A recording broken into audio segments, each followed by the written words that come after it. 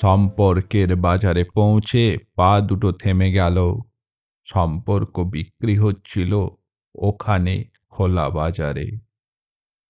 আমি কাঁপতে কাঁপতে জিজ্ঞেস করলাম, কি দামে বেচছো ভাই এই সম্পর্কগুলো? দোকানদার জিজ্ঞেস করল, কোনটা সম্পর্কটা বানাতে চান আপনি? ছেলের না বাবার, বোনের না ভাইয়ের? বলুন আপনি কোনটা চান? মানবতার না ভালোবাসার? মায়ের না বিশ্বাসের? বাবুজি কিছু তো বলুন, কোনটি নিতে চান? চুপচাপ দাঁড়িয়ে কেন? ঠিক ভেবে বলুন।